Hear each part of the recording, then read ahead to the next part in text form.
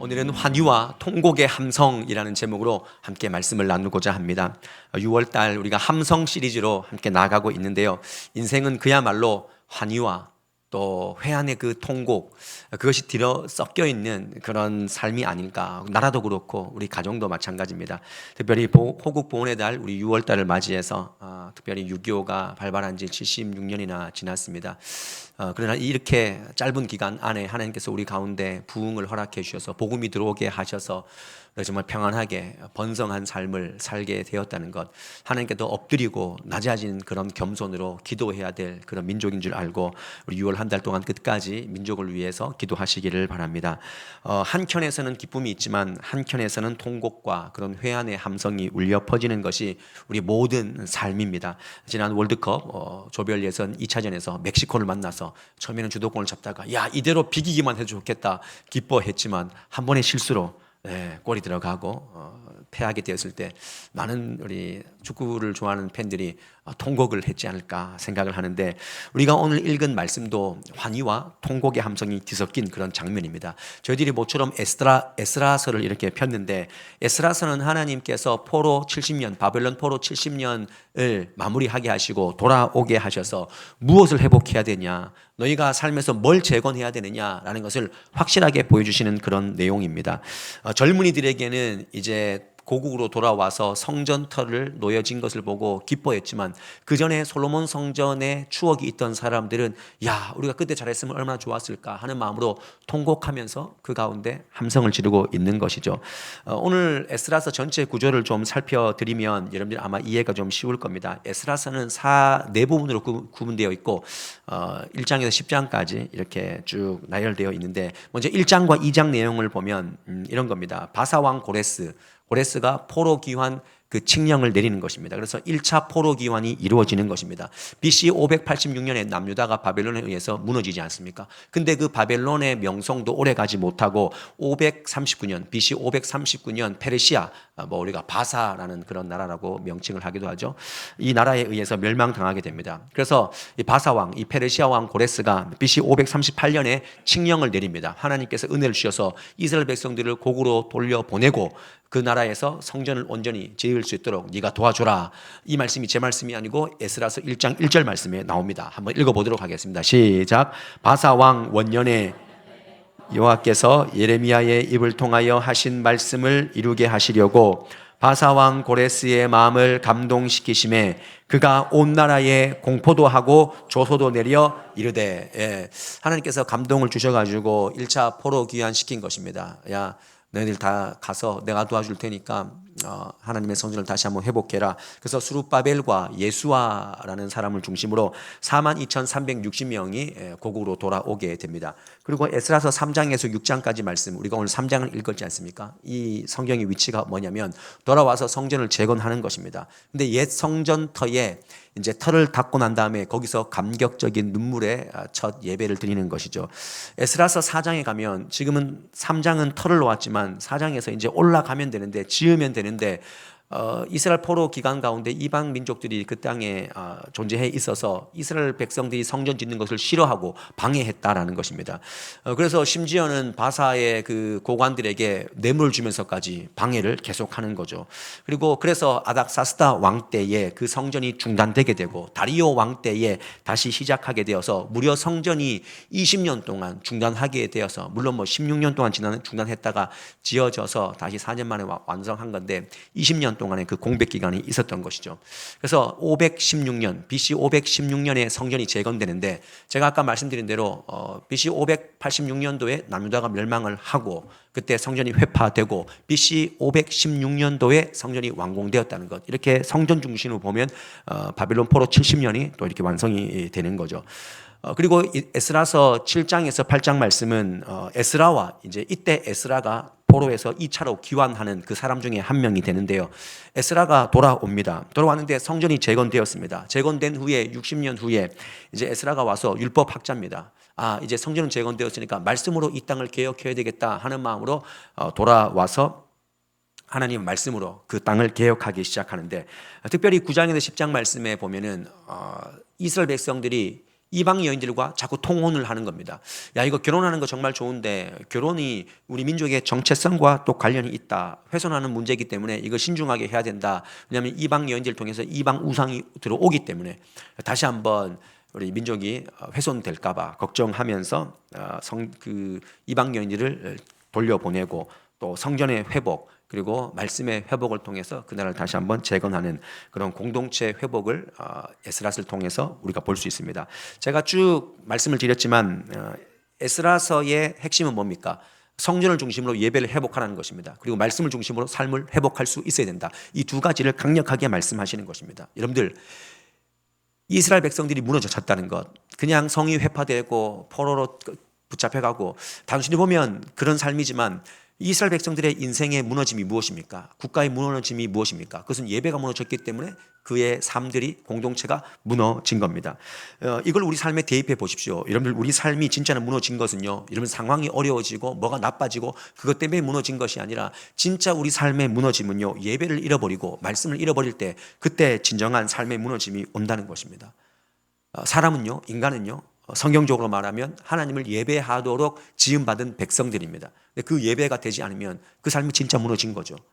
그래서 예배와 말씀, 하나님을 향한 그 관계, 그 기도, 이 세 가지가 무너지면 이게 기본기인데 삶은 무너졌다는 것입니다. 무너짐의 징조가 거기에서 보여지는 것입니다. 저는 5월 초에 작년에는 저희 여기 텃밭에 이제 성전이 생기고 텃밭을 막 가꾸는데, 원래는 텃밭 다 바쁘잖아요, 그죠? 바쁘고 이게 참 심어 놓으면 어렵습니다. 아무도 안 심었는데 갑자기 제 딸이 중학교 2학년인데 복수박을 자기가 키워서 수박을 키워서 먹고 싶대요. 야, 그게 말이 되냐? 사 먹는 게 낫다. 제가 이렇게 말했는데 안 되는 거예요. 그래서 예천에 종묘사 가가지고 상추랑 복수박이랑 그 다음에 하여튼 주신 걸 토마토랑 방울토마토랑 몇 개 지금 심어놨어요. 5월 초에 심어놨어요. 여러분들 모르시죠? 근데 자기가 키운대요. 근데 자기가 매일 어떻게 옵니까? 그래서 제가 한 번씩 물을 주는 거죠. 근데 저는 식물 키우는 게 정말 안 됩니다. 저한테 식물 주면 식물 죽입니다. 왜냐면 바빠서 식물 돌아볼 제가 참 그쪽에는 애착이 잘 없는 것 같아요. 그래서 오니까 뜨거우면 오늘 덥다, 아이고 말라 죽겠다 해서 나 목마를 때 제 뭘 한번 주고 요거밖에 한 게 없어요. 근데 놀라운 사실이 뭐냐면은 내가 초등학교 때 배웠는데, 야, 이 식물이란 게 토양이 있고 햇빛이 있고 물을 주고 공기가 있으면 자라는구나. 자라는 거예요. 저는 그냥 방치 수준으로 두는데 자라는 거예요. 이따 가보세요. 잘하고 있어요. 근데 제대로는 안 자란다. 좀 잘하고 있어. 제가 그 모습을 보면서, 야, 그렇구나. 예배와 말씀과 기도가 있으면 사람이 자랄 수밖에 없는데 우리가 이걸 놓치기 때문에 우리 신앙이 계속 퇴보하는 것이 아닌가. 이스라엘 백성들은 그래서 하나님께서 그들을 리모델링, 완전 재건축시키기 위해서 바벨론 포로 70년의 기간을 허락해 주신 겁니다. 하나님이 주신 겁니다. 너희 예배 맘대로 못 드리는 거 한번 겪어봐라. 얼마나 힘드냐.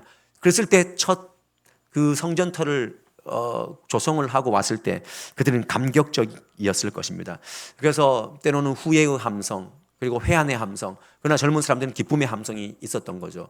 우리 삶도 마찬가지입니다. 우리가 삶을 살아갈 때 기뻐하는 그 희열의 함성을 지르기도 하지만 우리는 후회의 함성, 통한의 함성, 그런 통곡의 함성을 지르기도 합니다. 근데 이 모든 것들이 회복으로 가기 위해서는 뭐가 필요하는 거죠? 하나님이 오늘 한이와 통곡의 함성을 지르게 하시는 이 장면을 통해서 야, 이게 회복으로 가는 길이야 라는 것을 보여주시지 않습니까? 그러면 우리 삶에도 오늘 이 말씀을 통해서 야, 너희 삶이 회복으로 가기 위해서는 환희와 통곡의 함성을 깊이 들여다보는데 어떤 것 위에 이 삶을 세워나가야 되느냐라는 것을 세 가지로 말씀하십니다. 첫 번째는요, 하나님의 방식대로 예배하라는 것입니다. 너무나 쉬운 얘기지만 이것이 우리가 잘 안 됩니다. 바벨론 포로에서 돌아와가지고 무너진 성전을 회복했습니다. 성전 터를 닫고 거기서 예배를 드렸습니다. 하나님께서 그들에게 뭘 요구하십니까? 야, 예배가 우선순위가 되어야 된다. 근데 그 예배를 드릴 때 오늘 이스라엘 백성들이 어떻게 드렸냐라고 성경이 분명히 기록하고 있습니다. 3장 1절과 2절에 나와 있는데 우리 3장 1절과 2절 간단하게 보시면 1절은 2절 보겠습니다. 2절 보시면 다 읽기 지금 시간이 좀 많이 갔으니까 모세의 율법에 기록된 대로 번제를 드렸다 그랬습니다. 모세의 율법에 기록된 대로. 그러니까 자기 마음대로 드리는 것이 아니라 여러분 바벨론 포로 70년 전에 이스라엘 백성들의 예배가 어땠습니까? 형식적이었습니다. 형식적인 몸의 예배만 드렸습니다. 그런데 하나님이 혼합주의적으로 네 감정에 의해서 그 예배 드리지 말라고 말씀하셨는데 그 예배를 계속 드리다가 바벨론 포로 70년을 겪고 돌아와서 모세의 율법에 기록한 대로 매일 상번제, 아침 저녁에 드리는 번제, 절기의 번제, 특별히 초막절 그 번제를 하나님께 절기를 드린 것이죠. 여러분, 이걸 통해서 하나님은 피 흘림을 통해서 하나님 관계를 다시 한번 회복해라. 그 피 흘림, 희생이 없는 제사 드리지 말고 너를 죽이고 자기를 부인하고 십자가를 지고 정말로 예배가 뭔가, 네가 원하는 예배 말고 하나님이 원하는 예배. 여러분, 이것이 우리 안에 있냐는 것이죠. 여러분들 안에 오늘 예배 자리에 왔지 않습니까?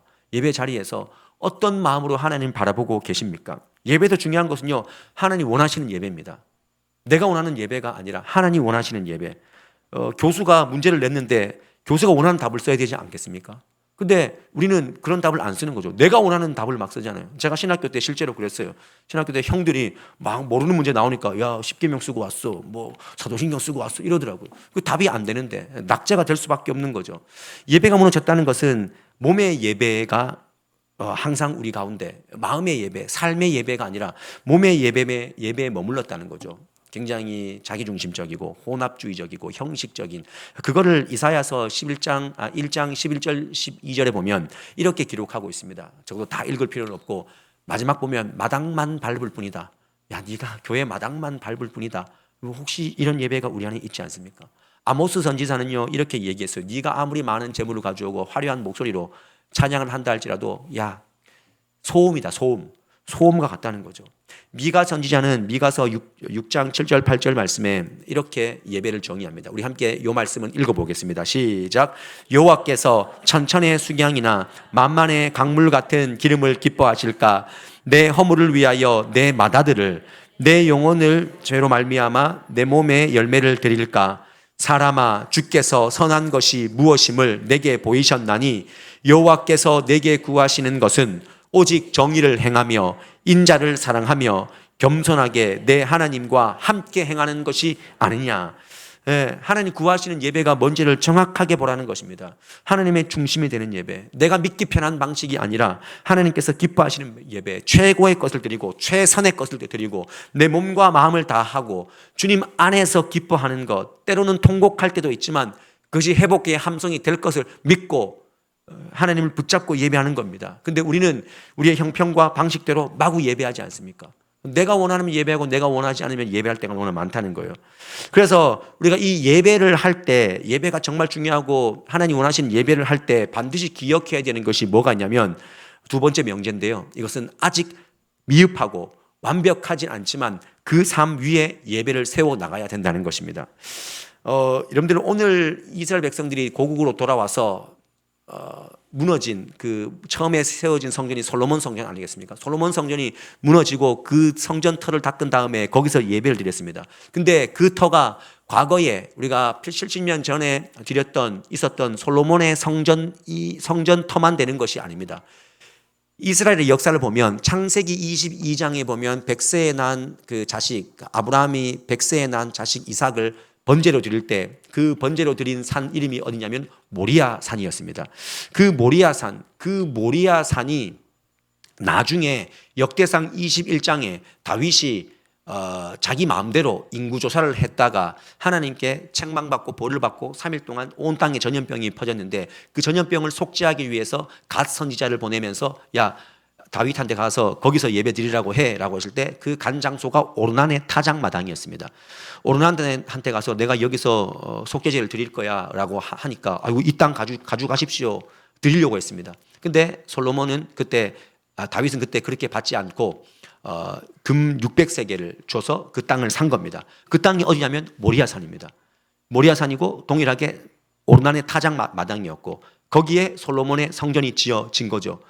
요 말씀을 다 푼 것이 역대하 3장 1절 말씀에 있습니다. 우리 역대상 3장 1절 말씀 한번 읽어볼게요. 시작. 솔로몬이 예루살렘 모리아산에 여호와의 전 건축하기를 시작하니 그곳은 전에 여호와께서 그의 아버지 다윗에게 나타나신 곳이요 여부스 사람 오르난의 타작마당에 다윗이 정한 곳이라. 여러분 역사적으로 딱 꿰뚫어지지 않습니까? 모리아산, 오르난의 타작마당, 그 다음에 솔로몬 성전, 그리고 그들이 돌아와서 지금 성전 터를 닦고 예배하는 이 장소.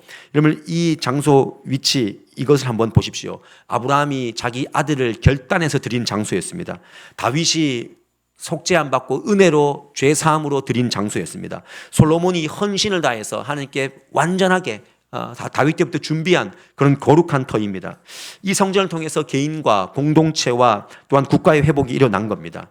그런데 중요한 것은 이 성전 터에서 지금 이스라엘 백성들이 고국으로 돌아와서 환희와 통곡의 함성을 지금 지르면서 예배하고 있는 거죠.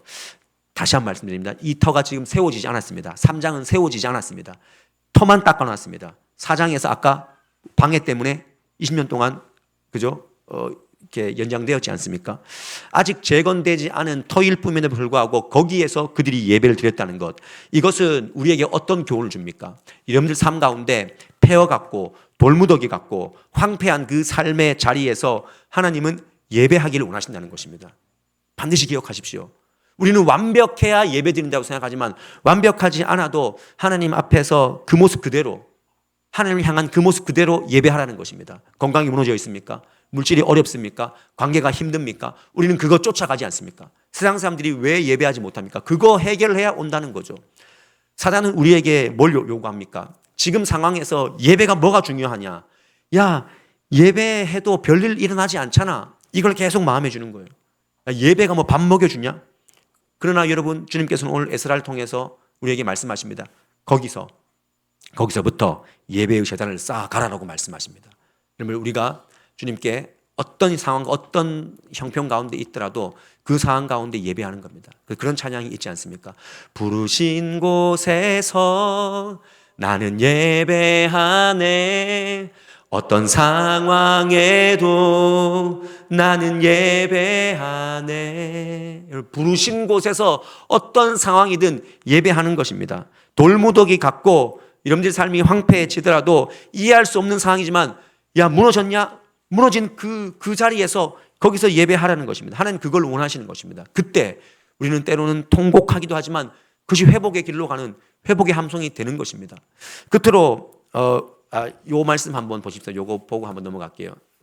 에스라서 3장 10절 다시 한번 확인시켜 드리기 위해서 여호와의 성전 기초를 놓을 때라 그랬습니다. 11절 말씀도 보시면 빨간색으로 제가 여호와의 성전 기초가 놓임을 보고 그랬습니다. 다 재건된 게 아니라니까요.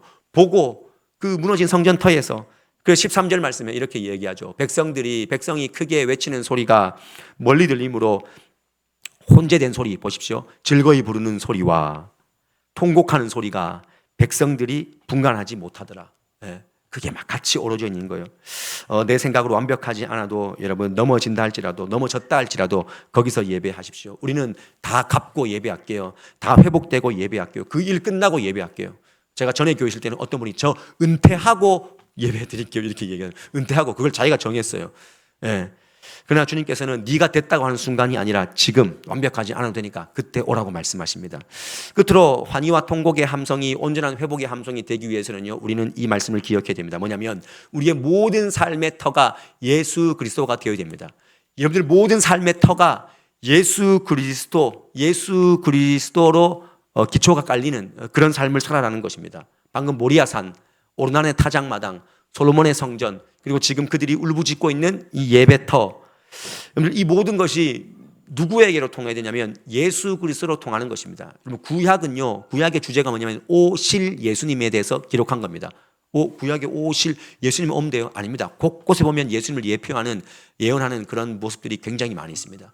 구약의 주제는 오실 예수님, 신약의 성경은 주제는 오신 예수님이에요. 그러니까 모든 성경은 예수님을 통해야 되는 거예요.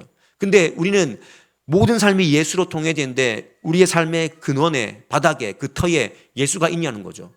우리는 터가 예수가 아닌데 그 위에 자꾸 뭘 쌓으려고 하니까. 그래서 우리가 다음 세대를 잘 길러야 됩니다.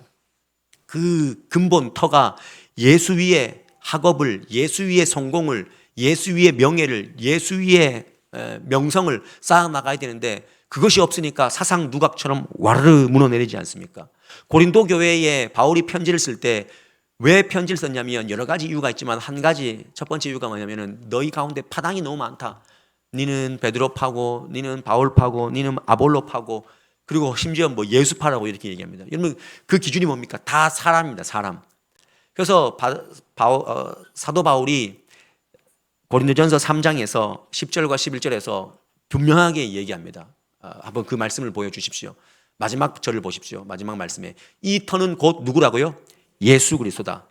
야, 뭘 교회도 뭐 라인이 있고 뭐 이렇게 보면은 다 인간적이고 다 무너뜨리고 우리는 그 터를 예수 그리스도로 다잡아 나가야 된다는 것입니다. 저는 여러분들의 삶이 예수 그리스도가 근본, 직장을 다니는 것도 여러분에게 주신 건강도 물질도 그 바닥의 터가 예수 그리스도가 되지 않으면요, 여러분 언젠가는 그것을 통해서 우리는 통곡하게 될 것입니다. 저는 날마다 우리 인생은 집을 짓는 건축가와 같다라고 생각을 합니다. 저와 여러분들은 아침에 눈을 떠서 직장에 가고 가정에서 관계하고 또 물질을 벌고 여러 가지 삶을 살아갑니다. 그게 벽돌 한 장 한 장을 올려나가는 삶이 아니겠습니까? 근데 그 벽돌 한 장 한 장을 올려나갈 때 가장 중요한 것은 내 인생의 건축의 가장 아래, 그 가장 밑바닥의 터에 누가 있는가, 뭐가 깔려있는가를 항상 고민하셔야 됩니다. 막 즐겁습니까? 막 뭔가 잘 돼가지고 막 뭐가 잭팟이 터졌습니까? 여러분들. 그러면 겸손하게 그 바닥 안에 그 밑에 그 터에 기초가 무엇으로 깔려있는가? 하나님, 내가 이만큼 주셨는데 이걸 다 가져가시더라도 내가 기뻐할 수 있는가? 예수의 터로 내가 견고하게 서 있는가? 이거를 우리가 점검하지 않으면 무너지는 겁니다. 지금 다 온 세대가 지금 거기에 혈안되어 있지 않습니까? 그래서 저는 이렇게 질문해 보았습니다. 아무것도 없을 때 과연 나는 누군가? 여러분, 아무것도 없을 때 여러분 정말 중요하다고 생각하는 것, 욥을 보십시오. 욥은요, 재산도 잃고 자녀도 잃고 건강도 잃고 다 잃었습니다. 그러나 그는 주님을 고백하지 않습니까? 그 터에 예수 그리스도가 있는 겁니다. 여러분들 아무도 보지 않을 때 여러분들 누구십니까? 아무도 보지 않아요. 야, 이거 불법 저지를 수 있어. 나 혼자야 라고 하는 그 시간 가운데 여러분들은 누구십니까? 그때 우리 삶의 터가 예수로 충만해 있다면 우리는요, 거기에서부터 하나님께서 세워주시는 훌륭한 벽돌 한 장 한 장을 통해서 하나님이 완성해 주시는 온전한 위대한 하나님의 나라를 세워가게 될 줄 믿습니다. 승진, 자녀 결혼, 취업, 모든 성공, 그 아래 지금 무엇이 있는가? 오늘 주님께서 여러분들에게 묻습니다. 네 터는 무엇으로 지금 닦여 있느냐? 네 가장 맨 아래 무엇이 지금 깔려 있느냐? 뭐가 기초가 되었느냐? 라고 물으시는 하나님의 음성을 다시 한번 들으시고 우리 삶의 무너진 부분들, 그 기초를 주님으로 다시 한번 세워 나가시는 저와 여러분의 삶이 될 수 있기를 주님의 이름으로 간절히 축원드립니다. 그래서 저는 오늘 이 찬양을 드리고 싶어요. 주님, 이 땅의 황무함을 보소서, 긍휼을 베풀어 주소서. 이 땅의 그 기초가 흔들리고 있습니다. 하나님 베풀어 주시고 도와주시옵소서. 이게 뭐 민족을 위한 찬양이 아니라 우리 삶의 근간, 우리 가정의 근간 다시 한번 돌아보시면서 하나님께서 원하시는 예배를 회복하고 지금 여러분 삶의 자리에서, 여러분 전 주일날 교회를 안 오고 지금 어딘가에 가 있다는 게, 물론 뭐 직장에 가시는 분도 있겠죠. 가슴이 아픕니다. 뭘 하고 있을까 하는 거죠. 뭐가 더 우선순위가 되어 있을까? 젊은 세대들에게, 우리 30, 40대 젊은 세대들에게 정말 이 기초를 다시 한번 우리 교회를 통해서 잡았으면 좋겠어요. 정말 그걸 통해서 간증했으면 좋겠어요. 우선순위가 예배가 되었을 때, 예배가 회복되었을 때 하나님께서 내 삶을 재건시켜 주시더라 하는 그 간증이 곳곳에서 나왔으면 좋겠습니다. 우리 그런 마음으로 이 찬양 부르시면서 우리 2절로 두 번째 부를 때는 내 마음의 항무함을 보소서, 우리 그렇게 찬양할 텐데 우리 간절한 마음으로 기초를 다시 쌓는 마음으로 함께 찬양합시다. 이 땅의 황무함을 보소서, 하늘의 하나님 긍휼을 베푸시는 주, 우리의 죄악 용서하소서. 이 땅 고쳐주소서, 이 땅 고쳐주소서.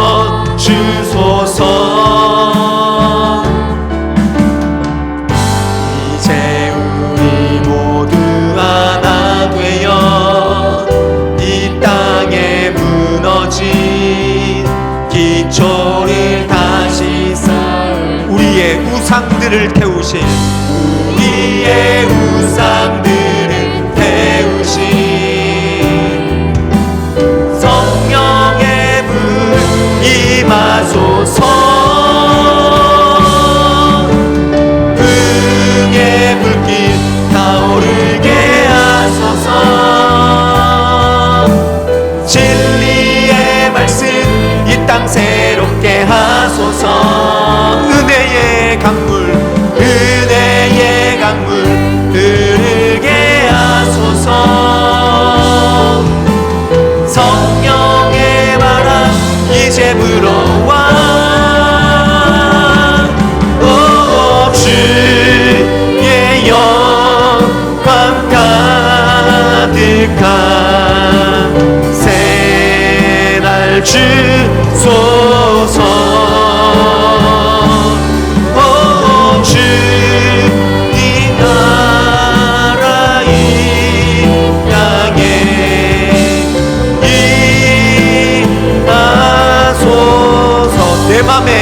내 맘의 황무함을 보소서. 내 맘의 황무함을 보소서. 하늘의 하나님 긍휼을 베푸시는 주여. 내 맘의 죄악 용서하소서. 내 맘 고쳐 주소서. 이제 우리 모두 하나 되어 이제 우리 모두 하나 되어 이 땅에 무너진 기초를 다시 쌓는데 우리의 우상들을 태우신 성령의 불 임하소서. 성령의 불 임하소서. 불길 타오르게 진리의 말씀 내 맘 새롭게 하소서. 진리의 말씀 내 맘 새롭게 하소서. 은혜의 강물 흐르게 하소서. 성령의 바람 이제 불어와.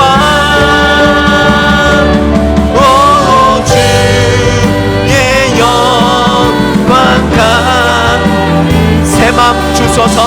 새맘 주소서.